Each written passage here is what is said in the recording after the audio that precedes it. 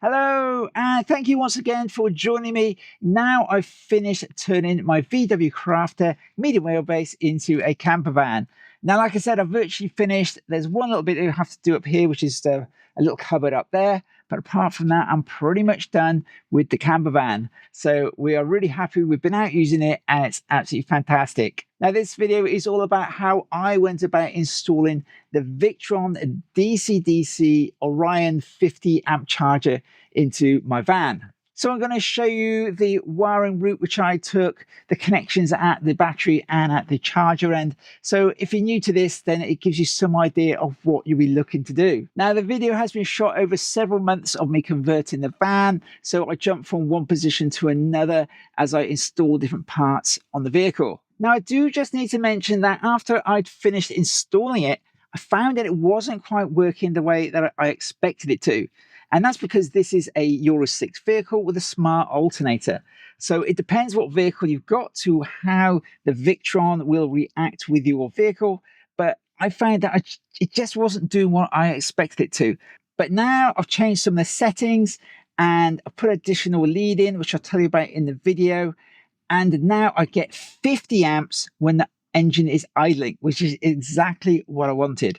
So I made another video all about that. Now I would recommend checking that video out because if you have a VW Crafter 17 onwards, then there's a good chance that you're going to get the same problems as I did. But like I said, now it's all working absolutely fine. Exactly what I wanted. If you want to know a little bit more about this van build, at the end of the video, I'll go through all the bits and bobs which I've got in this van. But anyway, let's get on with showing you how I went about installing the DC-DC charger. Now, one of the reasons for taking off the bulkhead now and I've taken up the floor is so I can run this cable underneath the floor to my DC-DC charger. Now, this is the Victron Orion XS1212 50 amp DC-DC charger. So that's going to charge the battery up in just like hours. That's pretty amazing. So that's what I've got running there. So I've got to run in this cable. So this is my 12-volt cable, and I just got to run that somehow from the battery, which is underneath the front chair there, and I got to run this cable to the back of the van, and I'm just going to run it underneath the floor because I've got the floor up now. That was my plan all along, to put it underneath the floor and run it to the back of the van there, and somehow I've got to take it into this compartment here. Not quite sure how we're going to do that. Maybe I just bring it up on the side here. Maybe I'll bring it up on that side. I don't know, quite worked that out yet. So that's what I'm going to do. And I think I'm just going to keep it where we've got this rib here. I'm going to keep it on this side of the rib. I'm just going to stick it down probably about there. And all I'm going to do is just going to stick it down. And this, because it's on the cold metal, that's going to help with cooling. There's going to be no chance it's going to get damaged because I could put it underneath the van. I've seen people do that. There's always a chance it could get damaged. And you'd also want to put it in conduit underneath your van. And it's all dirty and mucky underneath there. Whereas here, I can just put it here. I just tape it to the floor. I'm going to use some aluminium tape because, again, that'll just help disperse any heat. And there's no chance it's going to get damaged. The floor's never going to move. It's not going to rub on the floor. So there's all good with that. And it's going to go straight back there, straight into the DC-DC charger, with all the electrics being on the left-hand side of the van. Then I've got a little bit of black cable there just for the DC-DC charger at the back. I'm not running a neutral. I've seen lots of people run neutrals. If you're new to vehicle electrics, then there's absolutely no need to run a neutral cable.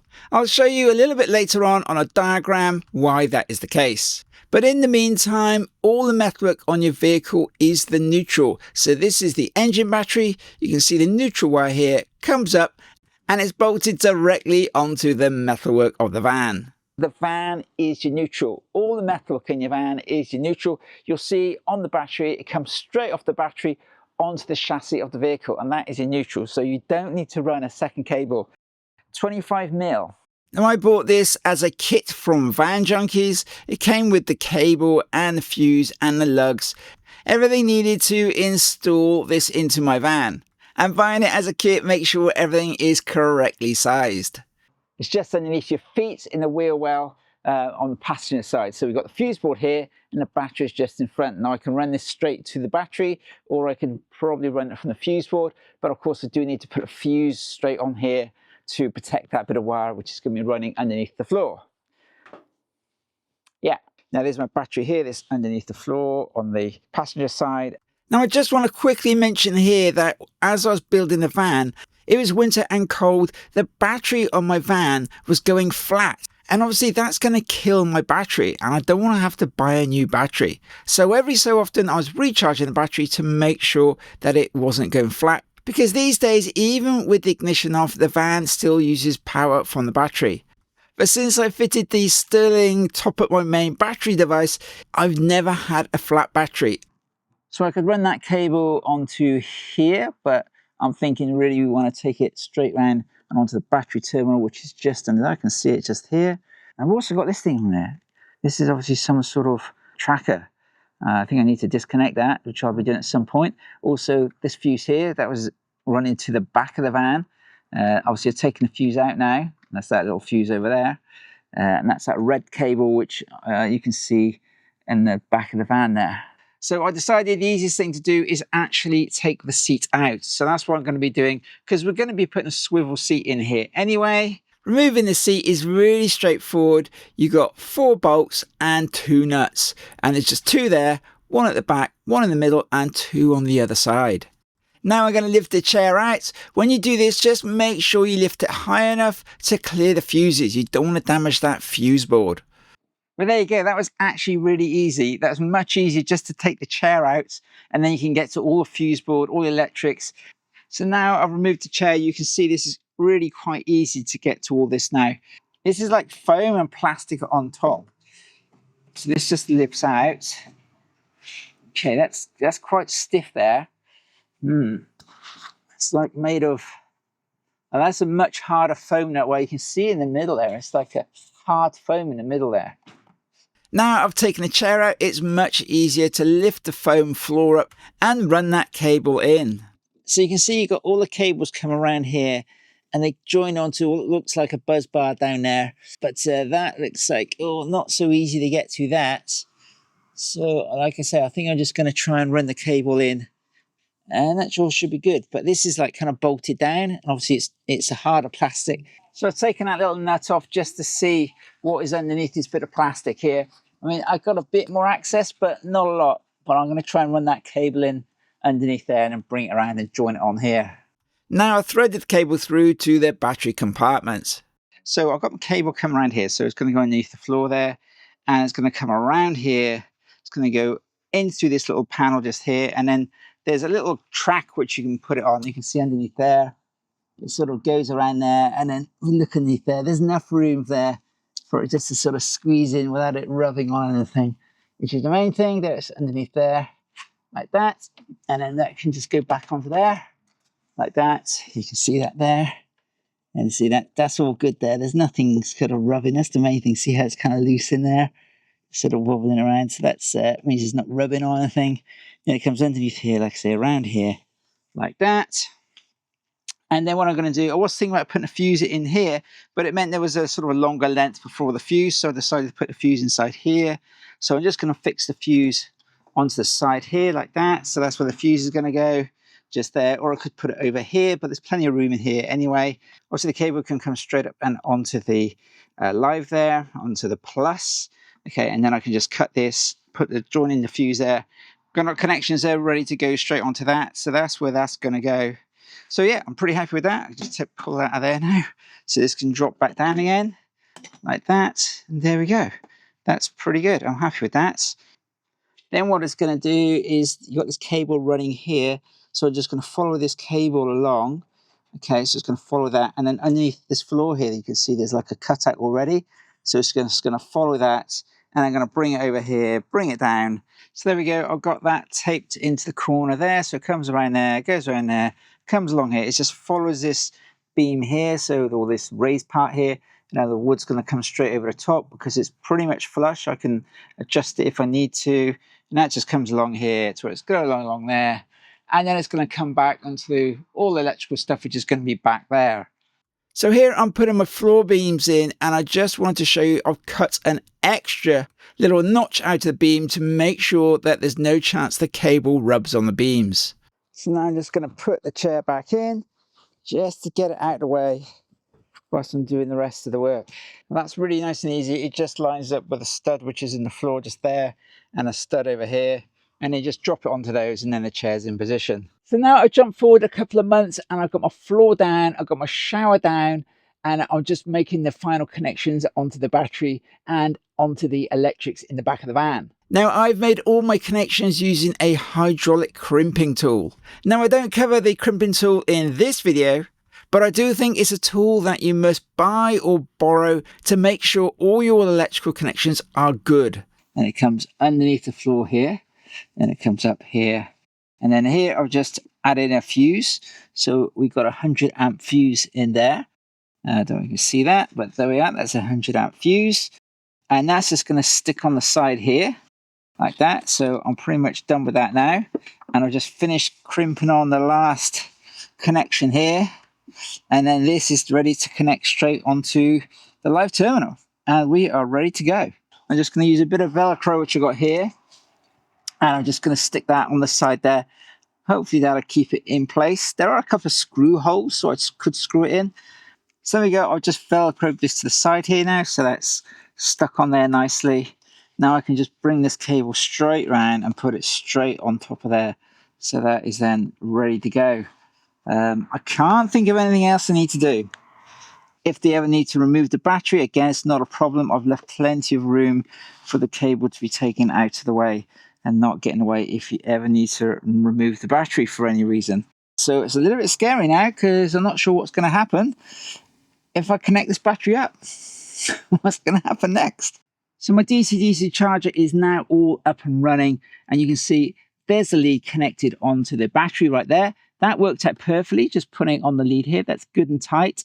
And obviously it runs around through the fuse here and then out to the rest of the van. So there's only this little bit of wire here which isn't protected, but that bit of wire isn't going to be rubbing on anything. You can see it's absolutely fine there. And so I'm happy with the way that is all connected.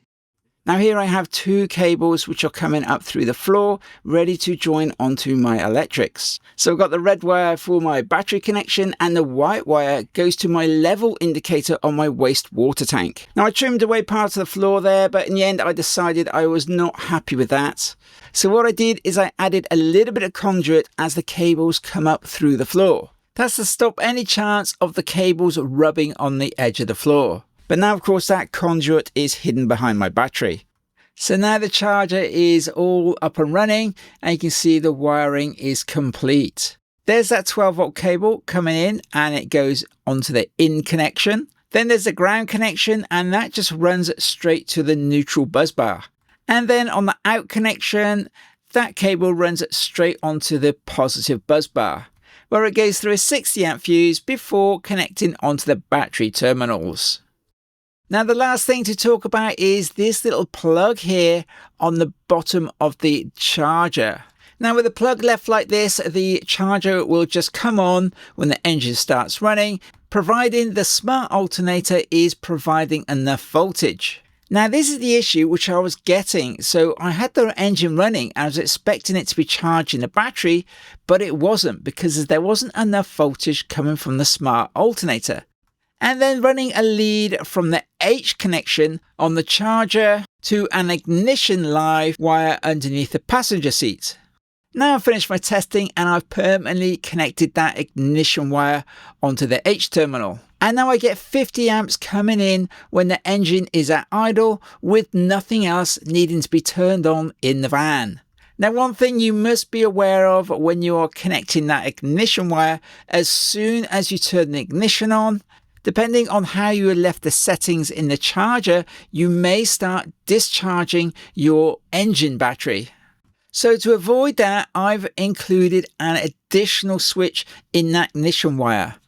You can do exactly the same thing by opening up the app and just turning the charger off, but that's just more of a faff.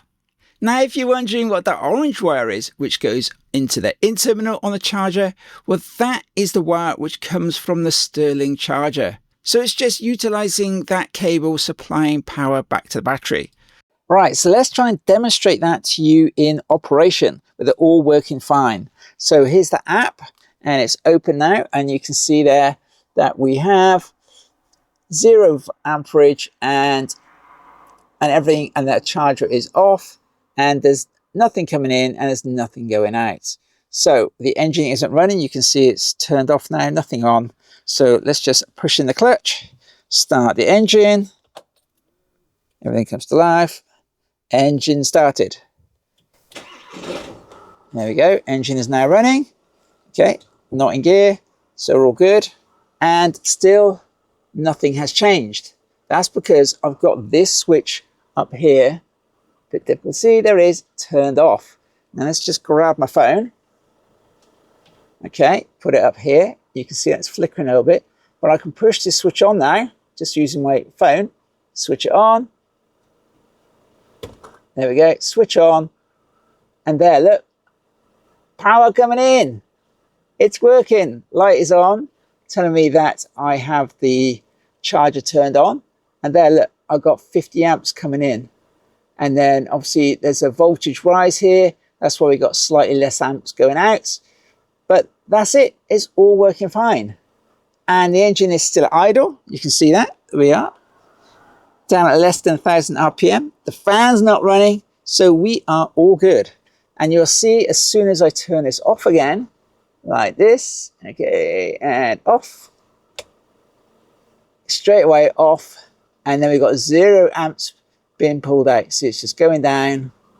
There we are. Everything is off. So it's spot on. Exactly what I wanted. Okay, so you can decide whether you want to put a switch in.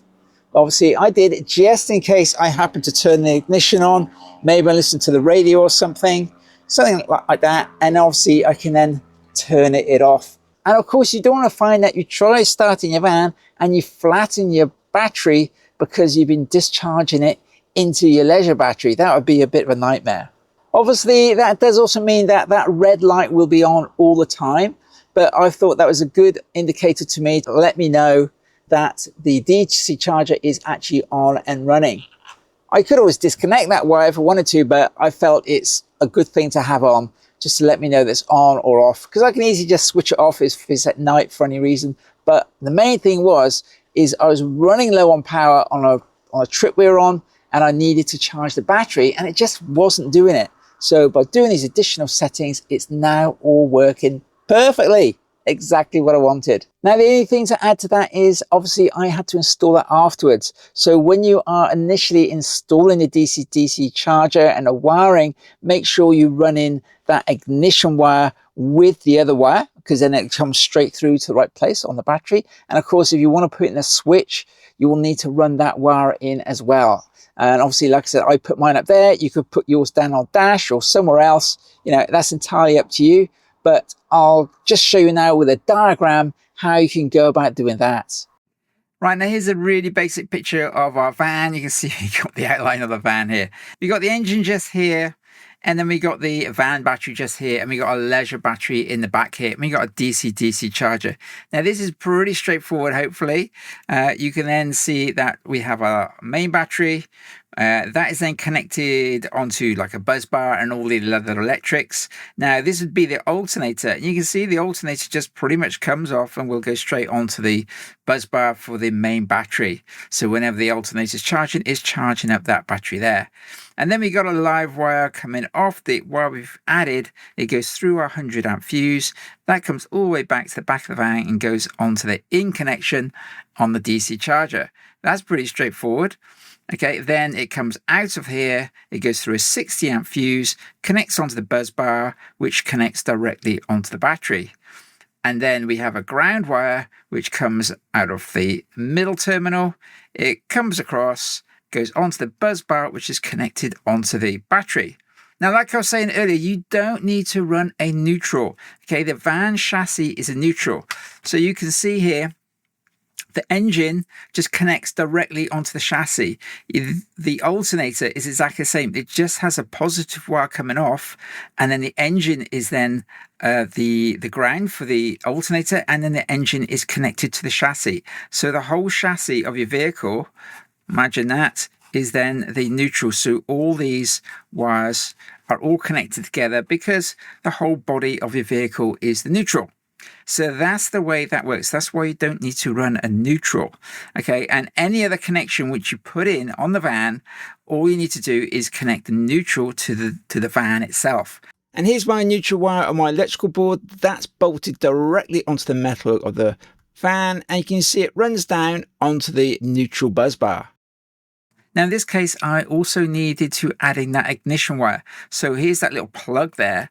So all I've done is I've run another cable from here, okay, and then I ran it along, okay, or you would want to run it along next to that other cable. So there we are, so just bring it along. Then you find the fuse board underneath the front seat, and then you would look for that ignition live connection. In my case, I connected it onto the yellow and black wire coming off the fuse board. And then when you turn the ignition on, you get 12 volts on that wire. Now what I've done is, rather than doing that, I've then extended this wire up. I've gone up into my cab like this. I've gone through a switch. Here's my switch. Okay. And then I'll come back again, and then back down here. Okay. And then I'll connect it onto ignition live there. So whenever the ignition live comes on, this will then become positive. When I turn the key, the current comes up here. It goes to the switch. If the switch is closed, it comes back down here, all the way to the DC-DC charger, which then turns the charger on. Okay, and that's basically it. I mean, I know this is a pretty basic diagram, but that's pretty much all you need to know. I just need to add in that I also added a small fuse just here. I think it's about 1 or 2 amps. It wasn't very big, just a little fuse to protect this cable which runs all the way around here. Because obviously if you get a fault in this cable somewhere, you want this fuse to blow down here so nothing goes shorts out further around. So literally just where I've connected that onto my wire, I've then put in an inline fuse, and then that just runs around and protects this cable which comes all the way back to the charger. So don't forget, if you do that, put a fuse in there to protect that wire. So just to run over that neutral, if you're not quite getting the neutral thing, okay, so if you connected a light, let's just decide to do that. Here's a light. I'm going to bring that off here. Okay, you would put it through a fuse. Let's just bring it over the top of that one. And I'm going to take it up here, and we're going to connect it onto a light bulb. So there's our light bulb here. Okay, and then the other side, you can just bring it out and connect it anywhere onto the van, but it needs to be a good connection onto the van. Now, if you're not sure if you're going to get a good connection, you might then want to run that wire back again and run it into your buzz bar down here. But that's entirely up to you. You can do it this way. For instance, when I put my fridge in, that uses quite a big wire, which is expensive. So I just ran the neutral from the fridge directly to the chassis of the vehicle. That way I didn't need to run an additional expensive wire, because this wire here is 24 mil, if I remember correctly, and it's about 5 meters long, and that's going to be really expensive. So there's no point in running that additional wire in. So anyway, I hope that makes sense. Really rough diagram, but that's pretty much it. Right, I think that just about covers it for the Victron charger. So I hope all that makes sense to you. So I thought I'd just quickly let you know that this van is underweight. Now, we recently went away. We filled the water right up to the top, so our water tank was full up to the brim. We didn't quite have a full fuel tank, but even allowing for those additional maybe 25, even 50 litres, we are still way underweight. And this is the card which we got for when we weighed our van. And you can see there, we're at 3090. So that's nearly half a ton underweight. Obviously, that's pretty much 400 kilos. I mean, that's not far off half a ton, which just makes me wonder, what do other people put in their vans to make them so heavy? We have everything in this van, and it is still underweight. So we're super happy with that. So I'm really pleased that my designs for this vehicle have worked out, and I've managed to keep the weight right down. Because I've seen other people say that they've built the van themselves and then they've bought the cupboards from some other manufacturer. I've literally built this vehicle 100% on my own. Everything came from just plain boards. I just cut it out and designed it and built it to be as light as possible and fit everything that we wanted to fit in here. And like I said, we have pretty much everything in here, and we are super happy, super stoked to have this van now. It is just the best. Obviously, we had the good old T5 over there, but I'm afraid she's not going to do the job anymore.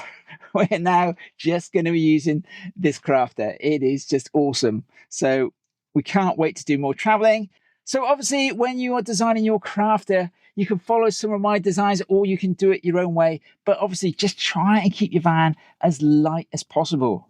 Now we have pretty much everything that we want in this van. We have a microwave up here. We've got the max air fan there.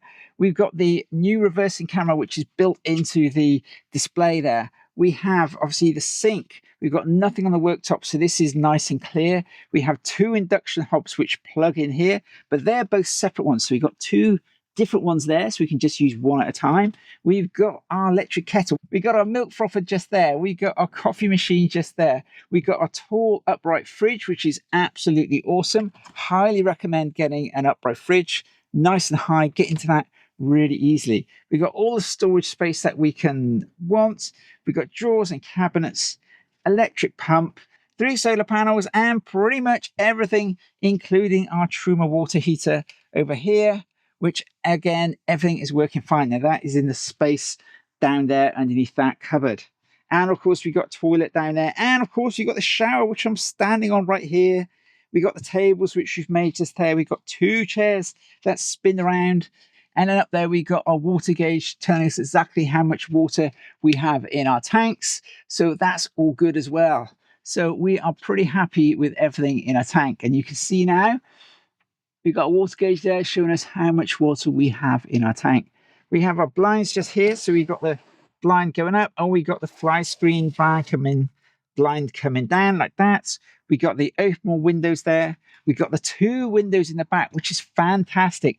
So we've got those 2 little windows there. We can open those up, those fly screens on them. And then in the night, we can put the max air fan on by using the remote control here and just have a nice bit of air being drawn across the bed, which is super, super nice and really comfy. And obviously it just goes out the max air fan, which is up there.